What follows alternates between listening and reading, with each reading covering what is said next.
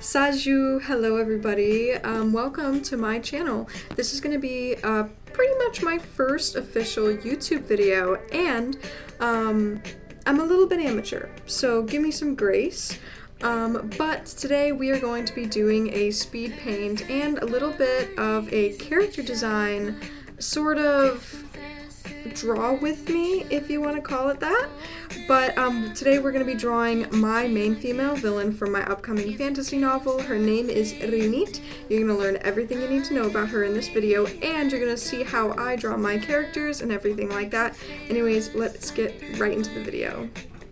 Alright, so getting everything started, we are just going to be doing a really quick base sketch to kind of figure out what sort of headpiece I want my character to be wearing. On the side, I have a whole bunch of different reference photos for the same similar kind of vibe that I want to go for, as well as some shape language. I always want to have a few different models so I can do a couple different tests with all sorts of different proportions and shapes, different kinds of silhouettes to be very precise. And here you can see me kind of just playing around with just creating some different sorts of headpieces. My main inspiration was I wanted really big, chunky silver jewelry on her head and face, primarily the forehead, and also to play around with feathers. One of the things for Rinit's character that was always really important for me was giving her these absolutely insane, elaborate, and maximalist headpieces, specifically with a lot of like fins and or feathers, giving her this like crown or like very angelic appearance. Because her character has so much to do with the religion in my novel, I really wanted to kind of play around with what her culture would do with this religion and how they would dress the people that they see fit to kind of practice it. Rinit as a character was raised as a child to be extremely religious and to practice the word of their goddess. So she specifically has a lot of older headpieces that have a lot of wear and tear in them. So I also wanted to make them look a little bit raggedy, kind of old, like she has had them throughout her entire life. So this one in specific is very much inspired by that one reference photo that I have, but I didn't end up liking it very much because I thought it looked a lot like a shrimp, but I thought it was still fun to play around with nonetheless, and I might come back to it again. Now this is the main event for me. I specifically wanted to give this design giant, really bold leggings, and I wanted the bottom half of the design to be very extravagant, mainly because in character design I hear a lot of different artists say that from the chest up is the most important part and the most visually stimulating part of a character design, which is true 99% of the time, but I kind of wanted to play around with that and put the most elaborate and bright, really catching shapes at the bottom of the design. And here I'm doing a bit more of a refined headshot, so I can take elements from all of those little headpieces I did up top and kind of put together and play around with each of those shapes and figure out what I wanted to mold together and what elements I wanted to pick from each one to create the headpiece that I was going to use in the end. Then over here, I'm going to do a really quick mock-up of a concept for what I want her full body outfit to actually look like. And I don't know what possessed me, but this cool like metal dragon piece sitting on her chest was something that I thought would be really fun. So a little while ago, I actually did my full bodies of Rinit, so I just plucked one right out of the pile I had and I rearranged her legs a little bit to kind of get a better sense of scale for the leggings so I could show them off a little bit better, and just cleaning it up and sort of stuff like that. Had to do a little bit of cleaning up, but at long last, we can actually start the line art process of our outfit. And of course, what a perfect time to actually start telling you guys about this character. Rinit, right off the bat, was kind of given a very underhanded chance at life. She was born to the Inye, which are a branch of desert Phasia who are kind of outcasted and live this very poor life in the desert. And from the moment she was born, her parents sold her off to a bunch of scavengers for a couple scraps of food.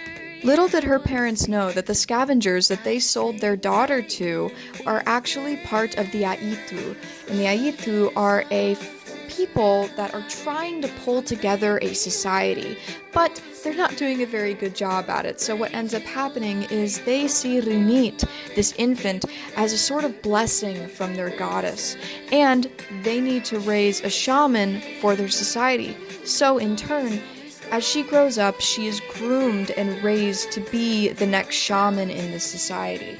But what came from this was a lot of religious extremism. She grew up being told that she was the only one able to speak with their goddess, that she could read the signs in the fires and in the wind, and that she was basically the chosen one. So as time went on, she developed this very intense sense of, well, religious extremism, and it became such an integral part of her character that at a certain point, that's all she thought that she was. She thought her only purpose in this world was to be the messenger for God, basically.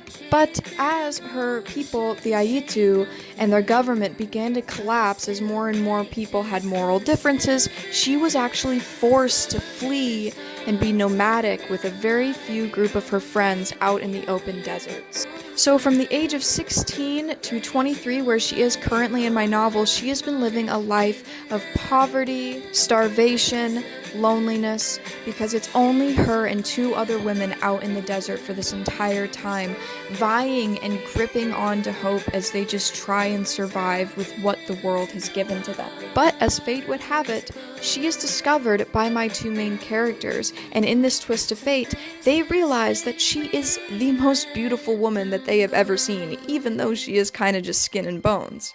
But my main characters are dealing with a problem of their own.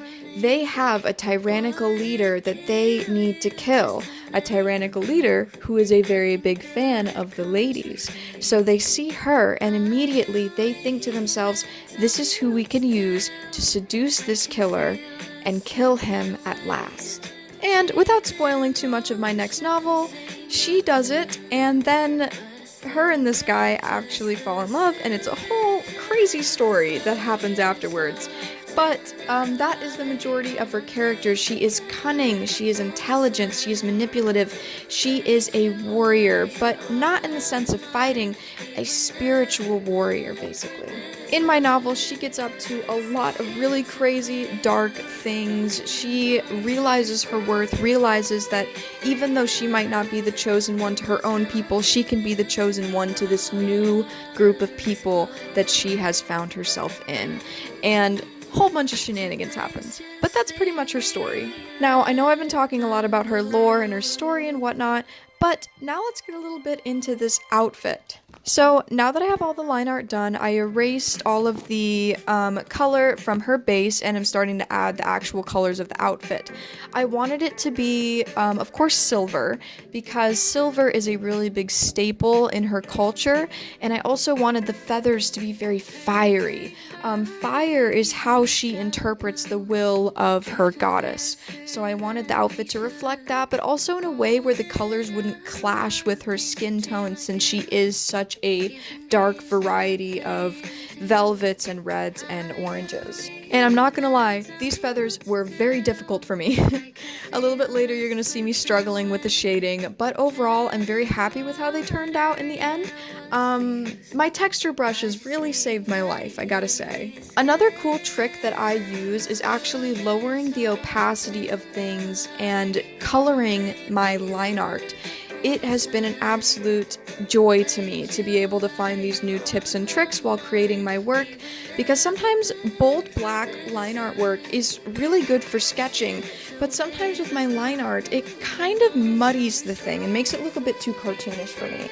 And here you can see me struggling with the color palette. I had just the most horrendous time trying to figure out what colors I wanted to make these specific parts of her outfit, but in the end I decided that this really dark brown black was going to work the best. It would stand out really bold against her skin, but also give the kind of tattered look that I was going for, as her people have barely anything to use. All that they really have at their disposal is leather for the most part, so I decided in the end that that was the material I was going to go for since it fit her culture so well. And leather is a material that's really easy to make look scuffed and scarred with indents and stuff. And it's also kind of fun to shade, especially with all these different like colors. And in a couple seconds, you're going to see me bring out the texture brush. Because like I said, the texture brushes really saved my life with this one.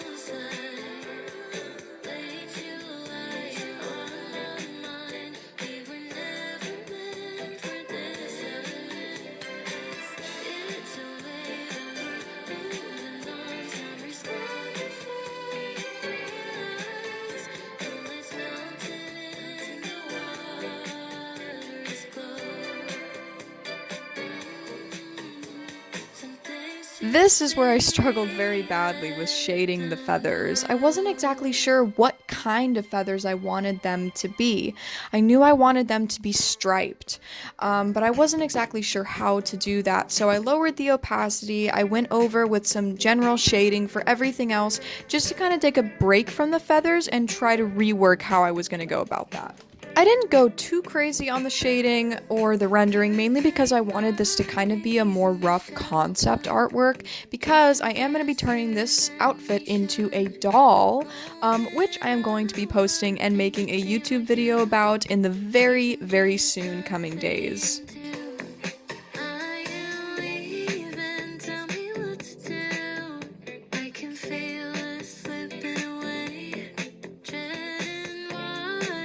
And here I am putting on these stripes. These stripes really, really saved the entire piece as a whole. I know that might sound a little bit extreme, but honestly for me, the piece just wasn't clicking. But then when I finally was able to put these stripes down in the right color, everything just totally meshed together. I don't know how I did it, but I just really, really love the way that it looks. I think it adds just so much more depth to the piece also, because I was able to finally find a way to shade the feathers with this color and this technique that made it feel, cool. And I'm just adding on some finishing touches, not too much to say in this half of the video, so I hope you guys enjoy this little section of me just drawing.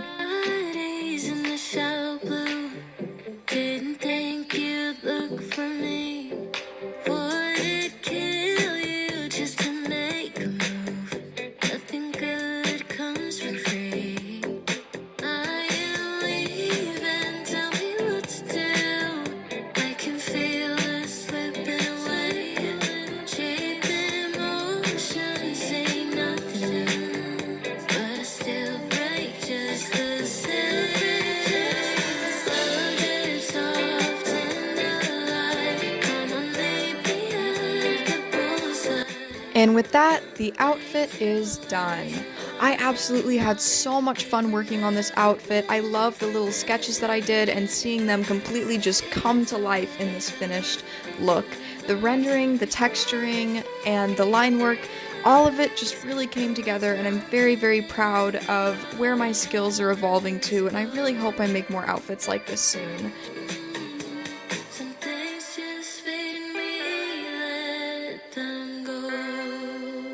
Alright everybody, but that is going to be all for today's video. Thank you so much for watching. I hope you enjoyed. Re'esakwen!